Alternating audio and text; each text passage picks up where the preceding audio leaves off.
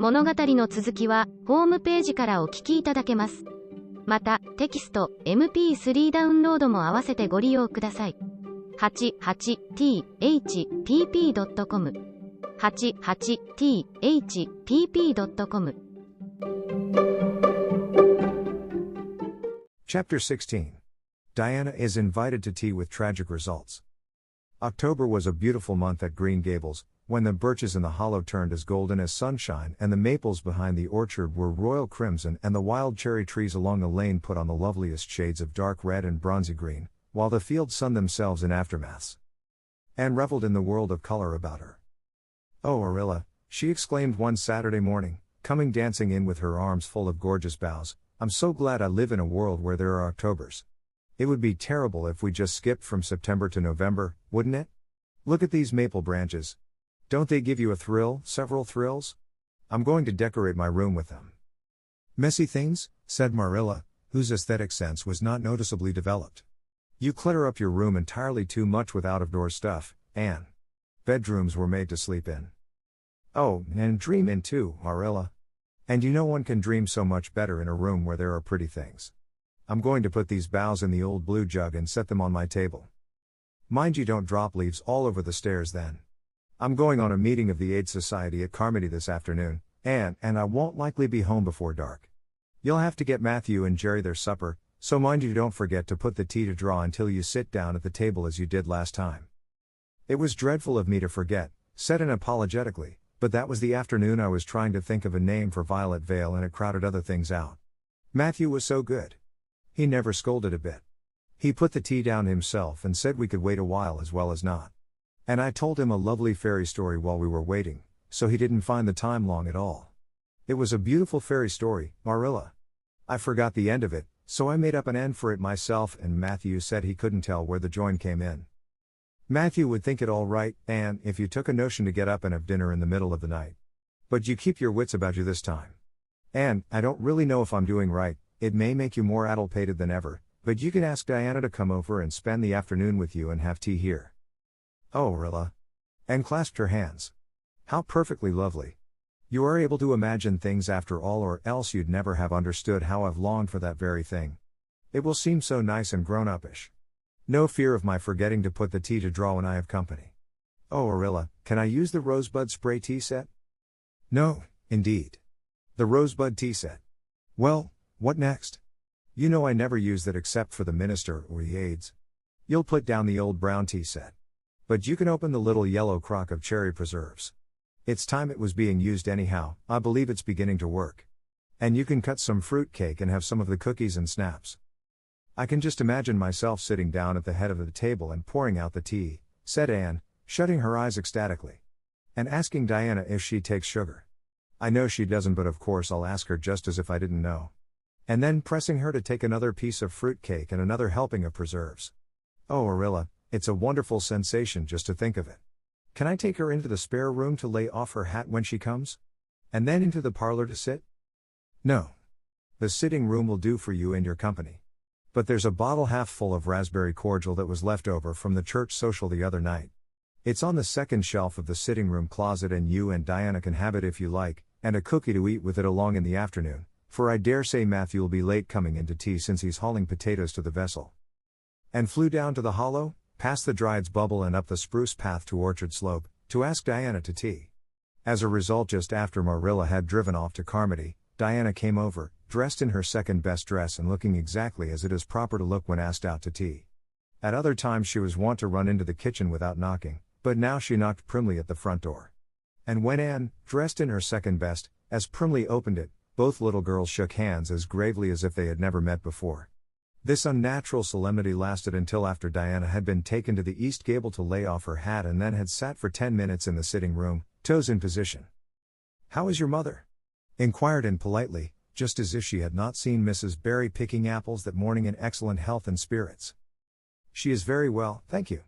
I suppose Mr. Cuthbert is hauling potatoes to the lily sands this afternoon, is he?" said Diana, who had ridden down to Mr. Harmon Andrews's that morning in Matthew's cart. "Yes. Our potato crop is very good this year. I hope your father's crop is good too." "It is fairly good, thank you. Have you picked many of your apples yet?" Oh, ever so many, said Anne, forgetting to be dignified and jumping up quickly. Let's go out to the orchard and get some of the red sweetings, Diana. Marilla says we can have all that are left on the tree. Marilla is a very generous woman. She said we could have fruit cake and cherry preserves for tea. But it isn't good manners to tell your company what you are going to give them to eat, so I won't tell you what she said we could have to drink. Only it begins with an R and a C and it's bright red color. I love bright red drinks, don't you? They taste twice as good as any other color. The orchard, with its great sweeping boughs that bent to the ground with fruit, proved so delightful that the little girls spent most of the afternoon in it, sitting in a grassy corner where the frost had spared the green and the mellow autumn sunshine lingered warmly, eating apples and talking as hard as they could. Diana had much to tell Anne of what went on in school. She had to sit with Gertie Pye and she hated it. Gertie squeaked her pencil all the time and it just made her, Diana's, blood run cold. Ruby Gillis had charmed all her warts away, true's you live, with a magic pebble that old Mary Jo from the creek gave her. You had to rub the warts with the pebble and then throw it away over your left shoulder at the time of the new moon and the warts would all go. Charlie Sloane's name was written up with M. White's on the porch wall. M. White was awful mad about it. Sam Bolter had sassed Mr. Phillips in class and Mr. Phillips whipped him, and Sam's father came down to the school and dared Mr. Phillips to lay a hand on one of his children again. And Mattie Andrews had a new red hood and a blue crossover with tassels on it, and the airs she put on about it were perfectly sickening. And Lizzie Wright didn't speak to Mamie Wilson because Mamie Wilson's grown-up sister had cut out Lizzie Wright's grown-up sister with her bow, and everybody missed Anne so and wished she's come to school again, and Gilbert Blythe. But Anne didn't want to hear about Gilbert Blythe. She jumped up hurriedly and said suppose they go in and have some raspberry cordial. Anne looked on the second shelf of the room pantry, but there was no bottle of raspberry cordial there. Search revealed it away back on the top shelf. Anne put it on a tray and set it on the table with a tumbler. Now, please help yourself, Diana, she said politely. I don't believe I'll have any just now. I don't feel as if I wanted any after all those apples. Diana poured herself out a tumblerful, looked at its bright red hue admiringly, and then sipped it daintily. That's awfully nice raspberry cordial, Anne, she said. I didn't know raspberry cordial was so nice. I'm real glad you like it. Take as much as you want. I'm going to run out and stir the fire up. There are so many responsibilities on a person's mind when they're keeping house, isn't there? When Anne came back from the kitchen, Diana was drinking her second glassful of cordial, and, being entreated thereto by Anne, she offered no particular objection to the drinking of a third. The tumblerfuls were generous ones and the raspberry cordial was certainly very nice. The nicest I ever drank, said Diana. It's ever so much nicer than Mrs. Lynde's, although she brags of hers so much. It doesn't taste a bit like hers. I should think Marilla's raspberry cordial would probably be much nicer than Mrs. Lynde's, said Anne loyally. Marilla is a famous cook.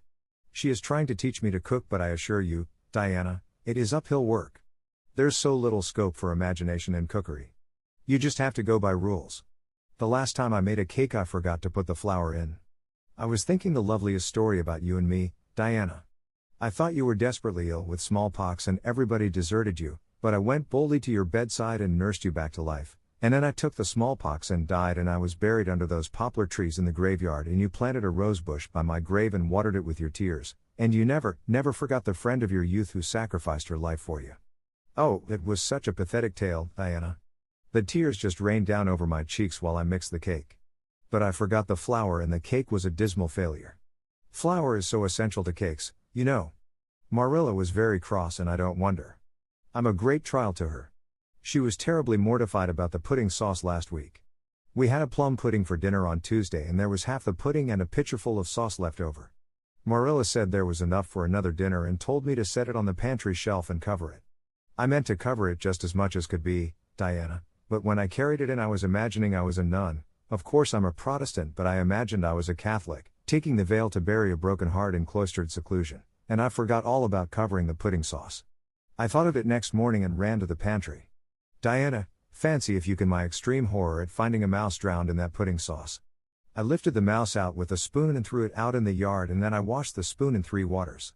Marilla was out milking and I fully intended to ask her when she came in if I'd give the sauce to the pigs, but when she did come in I was imagining that I was a frost fairy going through the woods turning the trees red and yellow, whichever they wanted to be, so I never thought about the pudding sauce again, and Marilla sent me out to pick apples. Well, Mr. and Mrs. Chester Ross from Spencervale came here that morning. You know they are very stylish people, especially Mrs. Chester Ross. When Marilla called me in dinner was all ready and everybody was at the table. I tried to be as polite and dignified as I could be, for I wanted Mrs. Chester Ross to think I was a ladylike little girl even if I wasn't pretty. Everything went right until I saw Marilla coming with the plum pudding in one hand and the pitcher of pudding sauce warmed up, in the other. Diana, that was a terrible moment. I remembered everything and I just stood up in my place and shrieked out, Marilla, you mustn't use that pudding sauce. There was a mouse drowned in it. I forgot to tell you before. Oh, Anna, I shall never forget that awful moment if I live to be 100. Mrs. Chester Ross just looked at me and I thought I would sink through the floor with mortification. She is such a perfect housekeeper and fancy what she must have thought of us. Marilla turned red as fire but she never said a word. Then she just carried that sauce and pudding out and brought in some strawberry preserves. She even offered me some, but I couldn't swallow a mouthful. It was like heaping coals of fire on my head. After Mrs. Chester Ross went away, Marilla gave me a dreadful scolding. Why, Diana, what is the matter? Diana had stood up very unsteadily, then she sat down again, putting her hands to her head. I'm awful sick, she said, a little thickly. I must go right home. Oh, you mustn't dream of going home without your tea, cried Anne in distress. I'll get it right off, I'll go and put the tea down this very minute.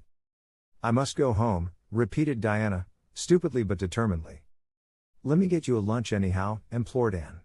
Let me give you a bit of fruit cake and some of the cherry preserves. Lie down on the sofa for a little while and you'll be better. Where do you feel bad? I must go home, said Diana, and that was all she would say. In vain Anne pleaded. I never heard of company going home without tea, she mourned. Oh, Anna, do you suppose that it's possible you're really taking the smallpox? If you are, I'll go and nurse you, you can depend on that. I'll never forsake you. But I do wish you'd stay till after tea. Where do you feel bad? I'm awful dizzy, said Diana. And indeed, she walked very dizzily. Anne, with tears of disappointment in her eyes, got Diana's hat and went with her as far as the Barry yard fence. Then she wept all the way back to Green Gables, where she sorrowfully put the remainder of the raspberry cordial back into the pantry and got tea ready for Matthew and Jerry, with all the zest gone out of the performance. The next day was Sunday, and as the rain poured down in torrents from dawn till dusk and did not stir abroad from Green Gables, Monday afternoon Marilla sent her down to Mrs. Lynde's on an errand. In a very short space of time and came flying back up the lane with tears rolling down her cheeks. Into the kitchen she dashed and flung herself face downward on the sofa in an agony. Whatever has gone wrong now, Anne? Queried Marilla in doubt and dismay. I do hope you haven't gone and been saucy to Mrs. Lynde again. No answer from Anne save more tears and stormier sobs. And Shirley, when I ask you a question I want to be answered. Sit right up this very minute and tell me what you are crying about. Anne sat up, tragedy personified. Mrs. Lynde was up to see Mrs. Barry today and Mrs. Barry was in an awful state, she wailed. She says that I set Diana drunk Saturday and sent her home in a disgraceful condition. And she says I must be a thoroughly bad, wicked little girl and she's never going to let Diana play with me again. Oh, Marilla, I'm just overcome with woe. Marilla stared in blank amazement. Set Diana drunk, she said when she found her voice. And are you or Mrs. Barry crazy? What on earth did you give her? Not a thing but raspberry cordial, sobbed Anne. I never thought raspberry cordial would set people drunk, Marilla, not even if they drank 3 big tumblerfuls as Diana did. Oh, it sounds so, like Mrs. Thomas's husband. But I didn't mean to set her drunk. Drunk fiddlesticks, said Marilla, marching to the sitting room pantry. There on the shelf was a bottle which she at once recognized as one containing some of her 3-year-old homemade currant wine for which she was celebrated in Avonlea, although certain of the stricter sort, Mrs. Barry among them, disapproved strongly of it. And at the same time Marilla recollected that she had put the bottle of raspberry cordial down in the cellar instead of in the pantry as she had told Anne. She went back to the kitchen with the wine bottle in her hand. Her face was twitching in spite of herself. Anne, you certainly have a genius for getting into trouble. You went and gave Diana currant wine instead of raspberry cordial. Didn't you know the difference yourself? I never tasted it, said Anne. I thought it was the cordial. I meant to be so hospitable. Diana got awfully sick and had to go home. Mrs. Barry told Mrs. Lynde she was simply dead drunk. She just laughed silly like when her mother asked her what was the matter and went to sleep and slept for hours. Her mother smelled her breath and knew she was drunk. She had a fearful headache all day yesterday. Mrs. Barry is so indignant. She will never believe but what I did it on purpose. I should think she would better punish Diana for being so greedy as to drink 3 glassfuls of anything, said Marilla shortly. Why, 3 of those big glasses would have made her sick even if it had only been cordial. Well, this story will be a nice handle for those folks who are so down on me for making currant wine, although I haven't made any for 3 years ever since I found out that the minister didn't approve. I just kept that bottle for sickness. There, child, don't cry. I can't see as you were to blame, although I'm sorry it happened so. I must cry, said Anne. My heart is broken. The stars in their courses fight against me, Marilla. Diana and I are parted forever. Oh, Marilla, I little dreamed of this when first we swore our vows of friendship. Don't be foolish, Anne. Mrs. Barry will think better of it when she finds you're not to blame. I suppose she thinks you've done it for a silly joke or something of that sort. You'd best go up this evening and tell her how it was. My courage fails me at the thought of facing Diana's injured mother, sighed Anne. I wish you'd go, Marilla. You're so much more dignified than I am. Likely she'd listen to you quicker than to me. Well, I will, said Marilla, reflecting that it would probably be the wiser course. Don't cry any more, Anne. It will be all right. Marilla had changed her mind about it being all right by the time she got back from Orchard Slope. Anne was watching for her coming and flew to the porch door to meet her. Oh, Marilla, I know by your face that it's been no use, she said sorrowfully. Mrs. Barry won't forgive me? Mrs. Barry indeed, snapped Marilla. Of all the unreasonable women I ever saw, she's the worst. I told her it was all a mistake and you weren't to blame, but she just simply didn't believe me. And she rubbed it well in about my currant wine and how I'd always said it couldn't have the least effect on anybody. I just told her plainly that currant wine wasn't meant to be drunk 3 tumblerfuls at a time, and that if a child I had to do with was so greedy I'd sober her up with a right good spanking. Marilla whisked into the kitchen, grievously disturbed, leaving a very much distracted little soul in the porch behind her.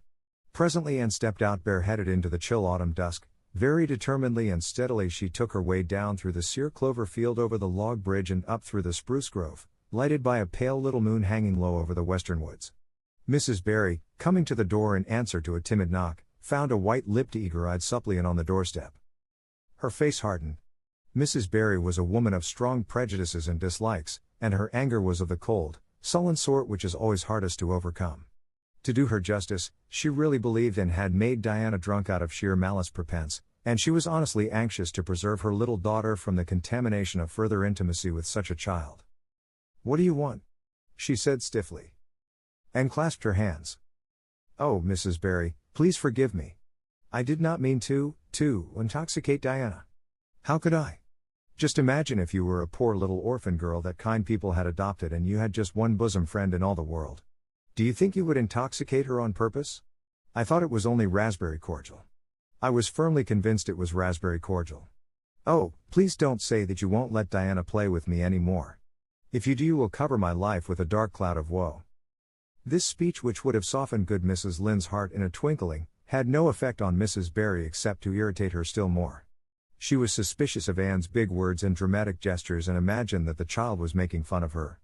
So she said, coldly and cruelly, I don't think you are a fit little girl for Diana to associate with. You'd better go home and behave yourself. Anne's lips quivered. Won't you let me see Diana just once to say farewell? She implored. Diana has gone over to Carmody with her father, said Mrs. Barry, going in and shutting the door. And went back to Green Gables calm with despair. My last hope is gone, she told Marilla. I went up and saw Mrs. Barry myself and she treated me very insultingly. Marilla, I do not think she is a well-bred woman. There is nothing more to do except to pray, and I haven't much hope that that'll do much good because, Marilla, I do not believe that God himself can do very much with such an obstinate person as Mrs. Barry. Anne, you shouldn't say such things, rebuked Marilla, striving to overcome that unholy tendency to laughter which she was dismayed to find growing upon her. And indeed, when she told the whole story to Matthew that night, she did laugh heartily over Anne's tribulations. But when she slipped into the east gable before going to bed and found that Anne had cried herself to sleep, an unaccustomed softness crept into her face. Poor little soul, she murmured, lifting a loose curl of hair from the child's tear-stained face. Then she bent down and kissed the flushed cheek on the pillow.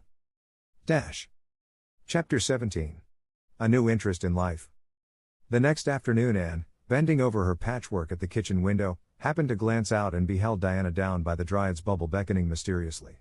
In a trice Anne was out of the house and flying down to the hollow, astonishment and hope struggling in her expressive eyes.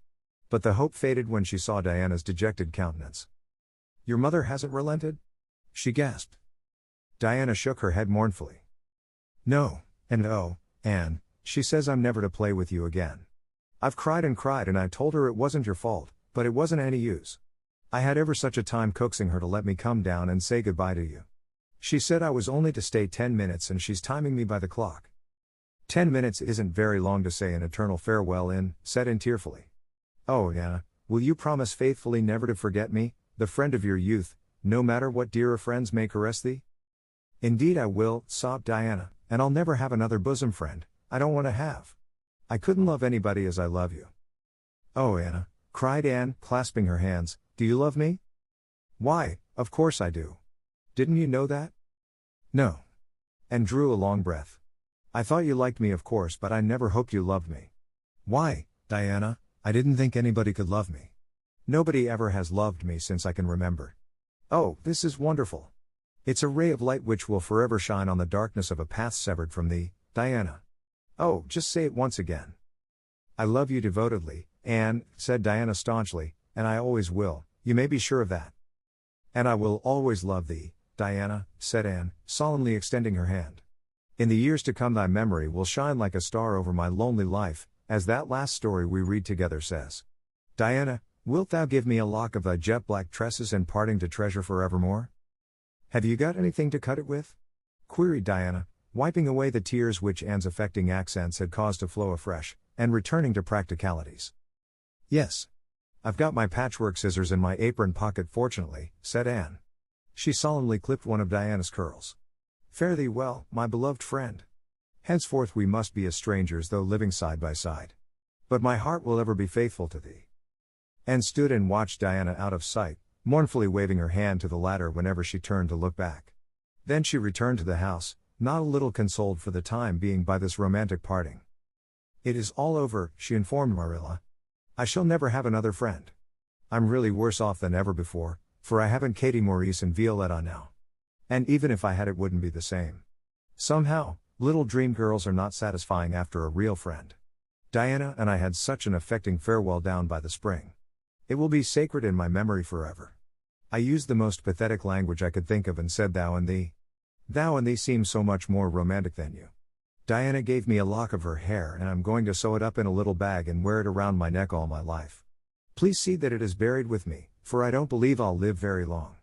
Perhaps when she sees me lying cold and dead before her Mrs. Barry may feel remorse for what she has done and will let Diana come to my funeral. I don't think there is much fear of your dying of grief as long as you can talk, Anne, said Marilla unsympathetically.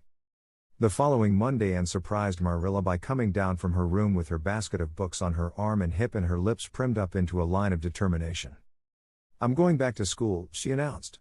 That is all there is left in life for me, now that my friend has been ruthlessly torn from me. In school I can look at her and muse over days departed. You'd better muse over your lessons and sums, said Marilla, concealing her delight at this development of the situation. If you're going back to school I hope we'll hear no more of breaking slates over people's heads and such carryings on. Behave yourself and do just what your teacher tells you. I'll try to be a model pupil, agreed Anne dolefully. There won't be much fun in it, I expect. Mr. Phillips said Minnie Andrews was a model pupil and there isn't a spark of imagination or life in her. She is just dull and poky and never seems to have a good time. But I feel so depressed that perhaps it will come easy to me now. I'm going round by the road. I couldn't bear to go by the birch path all alone. I should weep bitter tears if I did. Anne was welcomed back to school with open arms. Her imagination had been sorely missed in games, her voice in the singing and her dramatic ability in the perusal aloud of books at dinner hour. Ruby Gillis smuggled 3 blue plums over to her during Testament reading. Ella Mae McPherson gave her an enormous yellow pansy cut from the covers of a floral catalog, a species of desk decoration much prized in Avonlea School. Sophia Sloane offered to teach her a perfectly elegant new pattern of knit lace, so nice for trimming aprons. Katie Bolter gave her a perfume bottle to keep slate water in, and Julia Bell copied carefully on a piece of pale pink paper scalloped on the edges the following effusion. When twilight drops her curtain down and pins it with a star, remember that you have a friend though she may wander far. It's so nice to be appreciated, sighed Anne rapturously to Marilla that night. The girls were not the only scholars who appreciated her. When Anne went to her seat after dinner hour, she had been told by Mr. Phillips to sit with the model Minnie Andrews. She found on her desk a big luscious strawberry apple. Anne caught it up all ready to take a bite when she remembered that the only place in Avonlea where strawberry apples grew was in the old Blythe orchard on the other side of the Lake of Shining Waters. Anne dropped the apple as if it were a red-hot coal and ostentatiously wiped her fingers on her handkerchief. The apple lay untouched on her desk until the next morning, when little Timothy Andrews, who swept the school and kindled the fire, annexed it as one of his perquisites. Charlie Sloane's slate pencil, gorgeously bedizened with striped red and yellow paper, costing 2 cents where ordinary pencils cost only 1, which he sent up to her after dinner hour, met with a more favorable reception. And was graciously pleased to accept it and rewarded the donor with a smile which exalted that infatuated youth straightway into the seventh heaven of delight and caused him to make such fearful errors in his dictation that Mr. Phillips kept him in after school to rewrite it. But as the Caesar's pageant shorn of Brutus' bust did but of Rome's best son remind her more, so the marked absence of any tribute or recognition from Diana Barry, who was sitting with Gertie Pye, embittered Anne's little triumph. Diana might just have smiled at me once, I think, she mourned to Marilla that night. But the next morning a note most fearfully and wonderfully twisted and folded, and a small parcel were passed across to Anne. Dear Anne, ran the former. Mother says I'm not to play with you or talk to you even in school. It isn't my fault and don't be cross at me, because I love you as much as ever. I miss you awfully to tell all my secrets to, and I don't like Gertie Pye one bit. I made you one of the new bookmarkers out of red tissue paper. They are awfully fashionable now and only 3 girls in school know how to make them. When you look at it, remember your true friend, Diana Barry. And read the note, kissed the bookmark, and dispatched a prompt reply back to the other side of the school. My own darling Diana. Of course I am not cross at you because you have to obey your mother. Our spirits can commune. I shall keep your lovely present forever. Minnie Andrews is a very nice little girl, although she has no imagination, but after having been Diana's bosom friend I cannot be Minnie's. Please excuse mistakes because my spelling isn't very good yet, although much improved. Yours until death us do part. Anne or Cordelia Shirley. P.S. I shall sleep with your letter under my pillow tonight. A. Or C.S. Marilla pessimistically expected more trouble since Anne had again begun to go to school. But none developed. Perhaps Anne caught something of the model spirit from Minnie Andrews, at least she got on very well with Mr. Phillips thenceforth. She flung herself into her studies heart and soul, determined not to be outdone in any class by Gilbert Blythe. The rivalry between them was soon apparent. It was entirely good-natured on Gilbert's side, but it is much to be feared that the same thing cannot be said of Anne, who had certainly an unpraiseworthy tenacity for holding grudges. She was as intense in her hatreds as in her loves. She would not stoop to admit that she meant to rival Gilbert in schoolwork, because that would have been to acknowledge his existence, which Anne persistently ignored, but the rivalry was there and honors fluctuated between them. Now Gilbert was head of the spelling class, now Anne, with a toss of her long red braids, spelled him down. One morning Gilbert had all his sums done correctly and had his name written on the blackboard on the roll of honor. The next morning Anne, having wrestled wildly with decimals the entire evening before, would be first. One awful day they were ties and the names were written up together. It was almost as bad as a take notice, and Anne's mortification was as evident as Gilbert's satisfaction. When the written examinations at the end of each month were held, the suspense was terrible.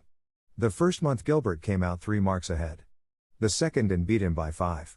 But her triumph was marred by the fact that Gilbert congratulated her heartily before the whole school. It would have been ever so much sweeter to her if he had felt the sting of his defeat. Mr. Phillips might not be a very good teacher, but a pupil so inflexibly determined on learning as Anne was could hardly escape making progress under any kind of teacher. By the end of the term Anne and Gilbert were both promoted into the 5th class and allowed to begin studying the elements of the branches by which Latin, geometry, French, and algebra were meant. In geometry Anne met her Waterloo. It's perfectly awful stuff, Marilla, she groaned. I'm sure I'll never be able to make head or tail of it. There is no scope for imagination in it at all. Mr. Phillips says I'm the worst dunce he ever saw at it. And some of the others are so smart at it. It is extremely mortifying, Marilla. Even Diana gets along better than I do. But I don't mind being beaten by Diana. Even although we meet as strangers now, I still love her with an inextinguishable love. It makes me very sad at times to think about her. But really, Marilla, one can't stay sad very long in such an interesting world, can one? Chapter 18. Anne to the rescue. All things great are wound up with all things little. At first glance it might not seem that the decision of a certain Canadian premier to include Prince Edward Island in a political tour could have much or anything to do with the fortunes of little Anne Shirley at Green Gables. But it had. It was a January the premier came, to address his loyal supporters and such of his non-supporters as chose to be present at the monster mass meeting held in Charlottetown. Most of the Avonlea people were on Premier's side of politics, hence on the night of the meeting nearly all the men and goodly proportion of the women had gone to town 30 miles away. Mrs. Rachel Lynde had gone too. Mrs. Rachel Lynde was a red-hot politician and couldn't have believed that the political rally could be carried through without her, although she was on the opposite side of politics. So she went to town and took her husband, Thomas would be useful in looking after the horse, and Marilla Cuthbert with her. Marilla had a sneaking interest in politics herself, and as she thought it might be her only chance to see a real live premiere, she promptly took it, leaving Anne and Matthew to keep house until her return the following day. Hence, while Marilla and Mrs. Rachel were enjoying themselves hugely at the mass meeting, Anne and Matthew had the cheerful kitchen at Green Gables all to themselves. A bright fire was glowing in the old-fashioned Waterloo stove and blue-white frost crystals were shining on the window panes. Matthew nodded over a farmer's advocate on the sofa and Anne at the table studied her lessons with grim determination, despite sundry wistful glances at the clock shelf, where lay a new book that Jane Andrews had lent her that day. Jane had assured her that it was warranted to produce any number of thrills, or words to that effect, and Anne's fingers tingled to reach out for it. But that would mean Gilbert Blythe's triumph on the morrow. And turned her back on the clock shelf and tried to imagine it wasn't there. Matthew, did you ever study geometry when you went to school? Well now, no, I didn't, said Matthew, coming out of his doze with a start. I wish you had, sighed Anne, because then you'd be able to sympathize with me. You can't sympathize properly if you've never studied it. It is casting a cloud over my whole life. I'm such a dunce at it, Matthew. Well now, I dunno, said Matthew soothingly. I guess you're all right at anything. Mr. Phillips told me last week in Blair's store at Carmody that you was the smartest scholar in school and was making rapid progress. Rapid progress was his very words. There's them as runs down Teddy Phillips and says he ain't much of a teacher, but I guess he's all right. Matthew would have thought anyone who praised Anne was all right. I'm sure I'd get on better with geometry if only he wouldn't change the letters, complained Anne. I learn the proposition off by heart and then he draws it on the blackboard and puts different letters from what are in the book and I get all mixed up. I don't think a teacher should take such a mean advantage, do you? We're studying agriculture now and I've found out at last what makes the roads red. It's a great comfort. I wonder how Marilla and Mrs. Lynde are enjoying themselves. Mrs. Lynde says Canada is going to the dogs the way things are being run in Ottawa and that it's an awful warning to the electors. She says if women were allowed to vote we would soon see a blessed change. What way do you vote, Matthew? Conservative, said Matthew promptly. To vote Conservative was part of Matthew's religion. Then I'm conservative too, said Anne decidedly. I'm glad because some of the boys in school are grits. I guess Mr. Phillips is a grit too because Prissy Andrews' father is one, and Ruby Gillis says that when a man is courting he always has to agree with the girl's mother in religion and her father in politics. Is that true, Matthew? Well now, I dunno, said Matthew. Did you ever go courting, Matthew?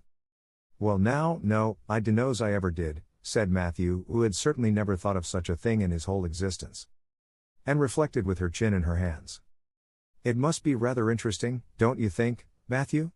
Ruby Gillis says when she grows up she's going to have ever so many bows on the string and have them all crazy about her, but I think that would be too exciting. I'd rather have just one in his right mind. But Ruby Gillis knows a great deal about such matters because she has so many big sisters, and Mrs. Lynde says the Gillis girls have gone off like hotcakes.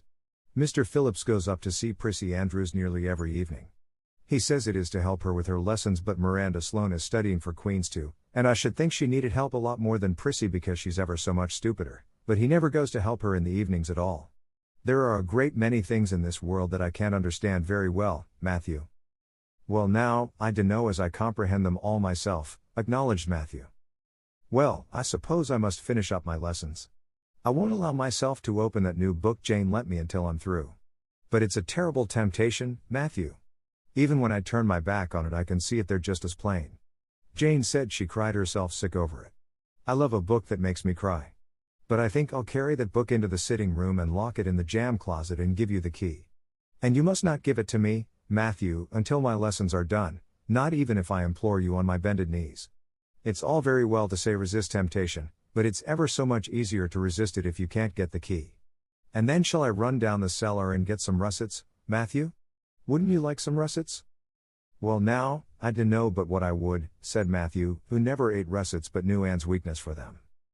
Just as Anne emerged triumphantly from the cellar with her plateful of russets came the sound of flying footsteps on the icy boardwalk outside. In the next moment the kitchen door was flung open and in rushed Diana Barry, white-faced and breathless, with a shawl wrapped hastily around her head. Anne promptly let go of her candle and plate in her surprise, and plate, candle, and apples crashed together down the cellar ladder and were found at the bottom embedded in melted grease, the next day, by Marilla, who gathered them up and thanked mercy the house hadn't been set on fire. "Whatever is the matter, Diana?" cried Anne. "Has your mother relented at last?" "Oh, Anne, do come quick," implored Diana nervously. "Minnie May is awful sick, she's got croup. Young Mary Jo says, and father and mother are away to town and there's nobody to go for the doctor. Minnie May is awful bad and young Mary Jo doesn't know what to do, and oh, Anne, I'm so scared." Matthew, without a word, reached out for cap and coat, slipped past Diana and away into the darkness of the yard. "He's gone to harness the sorrel mare to go to Carmody for the doctor," said Anne, who was hurrying on hood and jacket. "I know it as well as if he'd said so. Matthew and I are such kindred spirits I can read his thoughts without words at all." "I don't believe he'll find the doctor at Carmody," sobbed Diana. "I know that Dr. Blair went to town and I guess Dr. Spencer would go too. Young Mary Jo never saw anybody with croup and Mrs. Lynde is away." "Oh, don't cry, Dee," said Anne cheerily. "I know exactly what to do for croup. You forget that Mrs. Hammond had twins 3 times. When you look after 3 pairs of twins you naturally get a lot of experience. They all had croup regularly. Just wait till I get the ipecac bottle, you mayn't have any at your house. Come on now." The 2 little girls hastened out hand in hand and hurried through Lover's Lane and across the crusted field beyond, for the snow was too deep to go by the shorter wood way. Anne, although sincerely sorry for Minnie May, was far from being insensible to the romance of the situation and to the sweetness of once more sharing that romance with a kindred spirit. The night was clear and frosty, all ebony of shadow and silver of snowy slope. Big stars were shining over the silent fields. Here and there the dark pointed firs stood up with snow powdering their branches and the wind whistling through them. And thought it was truly delightful to go skimming through all this mystery, a loveliness with your bosom friend who had been so long estranged. Minnie May, aged 3, was really very sick. She lay on the kitchen sofa feverish and restless, while her hoarse breathing could be heard all over the house. Young Mary Jo, a buxom, broad-faced French girl from the creek, whom Mrs. Barry had engaged to stay with the children during her absence, was helpless and bewildered, quite incapable of thinking what to do, or doing it if she thought of it. And went to work with skill and promptness. "Minnie May has croup all right, she's pretty bad, but I've seen them worse. First we must have lots of hot water.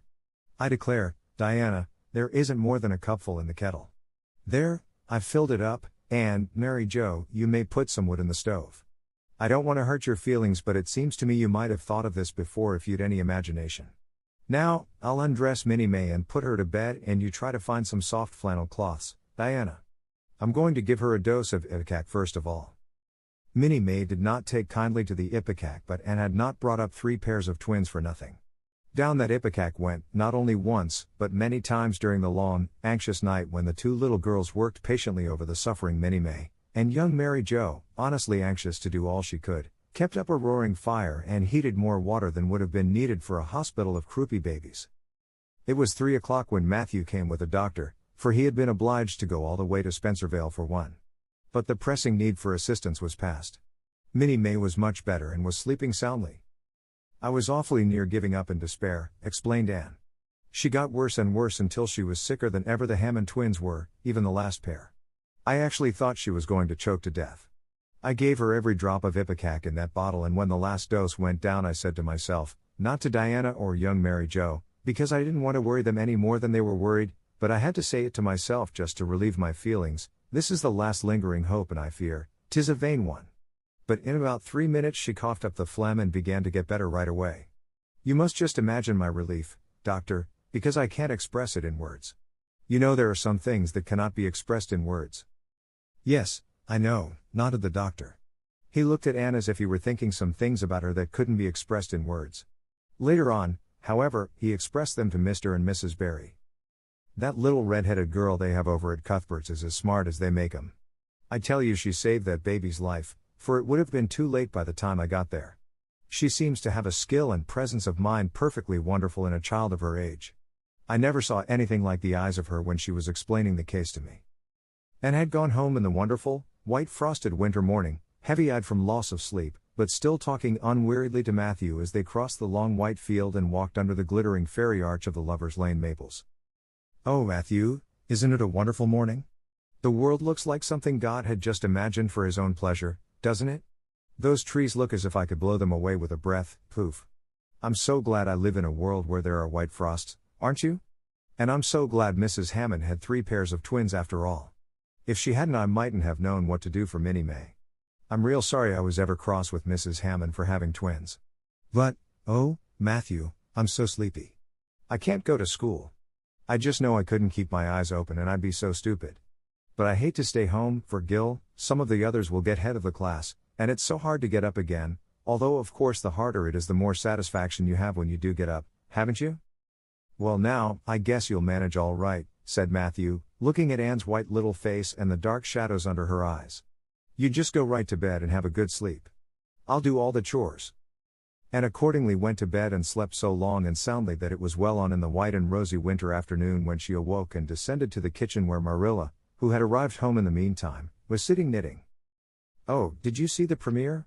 exclaimed Anne at once. "What did he look like, Marilla?" "Well, he never got to be premier on account of his looks," said Marilla. "Such a nose as that man had. But he can speak. I was proud of being a conservative.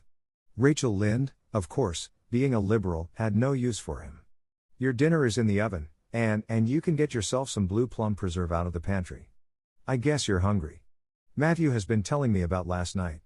I must say it was fortunate you knew what to do. I wouldn't have had any idea myself, for I never saw a case of croup. There now, never mind talking till you've had your dinner. I can tell by the look of you that you're just full up with speeches, but they'll keep." Marilla had something to tell Anne, but she did not tell it just then, for she knew if she did Anne's consequent excitement would lift her clear out of the region of such material matters as appetite or dinner. Not until Anne had finished her saucer of blue plums did Marilla say, "Mrs. Barry was here this afternoon, Anne. She wanted to see you, but I wouldn't wake you up. She says you saved Minnie May's life, and she is very sorry she acted as she did in that affair of the currant wine. She says she knows now you didn't mean to set Diana drunk, and she hopes you'll forgive her and be good friends with Diana again. You're to go over this evening if you like, for Diana can't stir outside the door on account of a bad cold she caught last night. Now, and Shirley, for pity's sake don't fly up into the air." The warning seemed not unnecessary, so uplifted and aerial was Anne's expression and attitude as she sprang to her feet, her face irradiated with the flame of her spirit. "Oh, Marilla, can I go right now, without washing my dishes? I'll wash them when I come back, but I cannot tie myself down to anything so unromantic as dishwashing at this thrilling moment." Yes, run along," said Marilla indulgently. "And Shirley, are you crazy? Come back this instant and put something on you. I might as well call to the wind. She's gone without a cap or wrap. Look at her tearing through the orchard with her hair streaming. It'll be a mercy if she doesn't catch her death of cold." And came dancing home in the purple winter twilight across the snowy places. Afar in the southwest was the great shimmering, pearl-like sparkle of an evening star in a sky that was pale golden and ethereal rose over gleaming white spaces and dark glens of spruce. The tinkles of sleigh bells among the snowy hills came like elfin chimes through the frosty air, but their music was not sweeter than the song in Anne's heart and on her lips. "You see before you a perfectly happy person, Marilla," she announced. "I'm perfectly happy, yes, in spite of my red hair. Just at present I have a soul above red hair. Mrs. Barry kissed me and cried and said she was so sorry and she could never repay me. I felt fearfully embarrassed, Marilla, but I just said as politely as I could, 'I have no hard feelings for you, Mrs. Barry. I assure you once for all that I did not mean to intoxicate Diana, and henceforth I shall cover the past with the mantle of oblivion.' That was a pretty dignified way of speaking, wasn't it, Marilla?" I felt that I was heaping coals of fire on Mrs. Barry's head. And Diana and I had a lovely afternoon. Diana showed me a new fancy crochet stitch her aunt over at Carmody taught her. Not a soul in Avonlea knows it but us, and we pledged a solemn vow never to reveal it to anyone else. Diana gave me a beautiful card with a wreath of roses on it and a verse of poetry. "If you love me as I love you, nothing but death can part us two." And that is true, Marilla. We're going to ask Mr. Phillips to let us sit together in school again, and Gertie Pye can go with Minnie Andrews. We had an elegant tea. Mrs. Barry had the very best china set out, Marilla, just as if I was real company. I can't tell you what a thrill it gave me. Nobody ever used their very best china on my account before. And we had fruit cake and pound cake and donuts and 2 kinds of preserves, Marilla. And Mrs. Barry asked me if I took tea and said, Pa, why don't you pass the biscuits to Anne? It must be lovely to be grown up, Marilla, when just being treated as if you were is so nice. I don't know about that, said Marilla, with a brief sigh. Well, anyway, when I am grown up, said Anne decidedly, I'm always going to talk to little girls as if they were too, and I'll never laugh when they use big words. I know from sorrowful experience how that hurts one's feelings. After tea, Diana and I made taffy. The taffy wasn't very good, I suppose because neither Diana nor I had ever made any before. Diana left me to stir it while she buttered the plates and I forgot and let it burn, and then when we set it out on the platform to cool, the cat walked over one plate and that had to be thrown away. But the making of it was splendid fun. Then when I came home, Mrs. Barry asked me to come over as often as I could, and Diana stood at the window and threw kisses to me all the way down to Lover's Lane. I assure you, Marilla, that I feel like praying tonight, and I'm going to think out a special brand new prayer in honor of the occasion. 物語の続きはホームページからお聞きいただけます。